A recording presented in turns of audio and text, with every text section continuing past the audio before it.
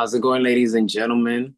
We have reached the last video of this year's Talking March Madness.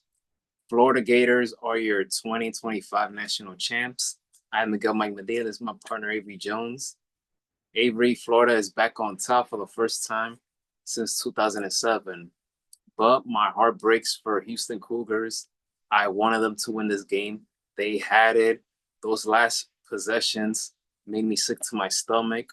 But my heart goes out to the Cougars fans, everyone in that program. This was the best defensive team in the nation. They had it in the palm of their hand. But the Florida Gators, they're strong willed. They don't quit. They have trailed 4 times during this tournament, and they came back. They earned this championship. Take it from there. I agree with you. Like I said, kind of at the start of the tournament, Florida was kind of a surprise. They won the SEC tournament. They were a number one seed. They kind of, well, not kind of, they absolutely, handled teams throughout the tournament. So Florida absolutely earned this title. Um, During my bracket, a lot of celebrities picked the Florida Gators as the champions, which was very surprising. I thought most brackets would have, Houston. I, of course, had Duke. But definitely hats off to the Houston Cougars because at certain points, their last three games, they played catch up. They were coming from behind to win those games, which was great because they had that no quit mentality, which is it's what I love to see in college basketball. So the Houston Cougars, they came back to beat Purdue, came back to beat Duke. Sad for me. Duke was like in like 80% of my brackets. But them coming back and nearly knocking off Florida, I think they still should be proud of themselves because this program, and like we've said multiple times, programs that even if they have one sport or that particular sport is being overshadowed, now other sports in the school institution are making that school more recognizable. The Houston Cougars, their football team, now their basketball team are being very well represented in media as a kind of go-to school if you want to play football, play basketball to be recognized. Florida has been a staple in football for years, when they became kind of a basketball institution as far as young men going to that school, it worked to their benefit. Yes, it's been about 20 years since their last national title, but one thing I think definitely propelled the Florida Gators is William Clayton Jr. William Clayton Jr. initially last year was going to declare for the NBA draft, decided not to, and then look where it ended up, a national title for the Florida Gators. And the Florida Gators, as you can see the picture behind me, celebrate, cut down the net. You have done maybe what some fans didn't think possible, but they did it in a way that was, I guess, very, very chill in a way. Like I said, I was surprised that they were a number one seed, but I wasn't surprised. And yet they went through this tournament like they knew they could do it. And I think that's a testament to that program. Clayton Jr. was neutralized for most of the game. He only scored 11 points in the second half. So Houston's defense did a great job on him. But again, Florida is loaded. They have depth. Will Richard, 18 points. Alex Condon, 12 points. Houston did everything right except the ending. All right? Walter Clayton Jr. This man went from MAC Player of the Year to now a national champion. And he is one of those players that I have a feeling that he will succeed in the NBA.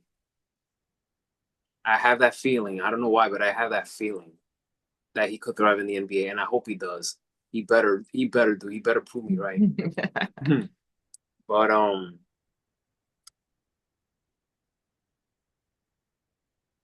Houston, prior losing to Florida, they haven't lost since February 1st. They won the Big 12. Again, the best defense in the nation. 35-5. They beat Duke, which was almost mission impossible because of how great they were. Sorry, Avery. No, it's okay. I like that Duke team is still stunned, but like I said, they earned it. They fought. They earned that chance to be in the title game. Kelvin Sampson has built a terrific program. Has built something here. And I feel for him, as well as for the players, but I feel for him the most of this loss. I know how badly he wanted, and he's verbally said it, how badly he wanted to win this national title. But only one team can raise up the trophy. Todd Golden, 39 years old. He is the youngest men's basketball coach that is to reach this pinnacle since, God rest his soul, Jim Valvano in 1980. Jimmy V. Hey, what better sentence to be in than Jimmy Valvano? I mean, for that's one thing when it comes to especially coaching. When I find out, and granted, there's nothing wrong with a young age or older age. Experience is experience. If you have the talent, if you show that you are going to be an asset to a school, to a business, it should not matter the age. But yet, 39 years old, and you are in the same company as Jim Valvano, who I think is still one of the great college basketball coaches, just for the impact he's had on the sport. And it's almost like, what else can I do? Well, what you can do is, you still build the program. You have a national title. Okay, now what else do you have? Okay, you have players that are going to declare for the draft. You have players that want to stay. You may have some players that may want to go transfer portal, as much as we kind of are still kind of up in the air about that. You build. Same thing for Houston. You have created a great program. Okay, now what do you do? Same thing. You may have players go to the draft. You may have players say, hey, this could have been my only shot, but I'm going to go someplace else. But this is where great coaching comes in. I've said it before. Both coaches know Florida's coach that won, Houston's coach that lost. Okay, now you still have to be a coach to your players. You want them to stay, but at the same time, you want them to succeed. And your Houston players, they're going to be like, hey, man, we had it. I can still be here. I still want to produce. I still want to play for Coach. Coach Sampson has done a very good job at this team. So if he's going to lose players to the draft, he knows that's inevitable. But for those that are going to stay, and even as a Duke fan, Cooper Flagg just won like the best college basketball player. He's a freshman. Personally, he needs to stay like 2 more years.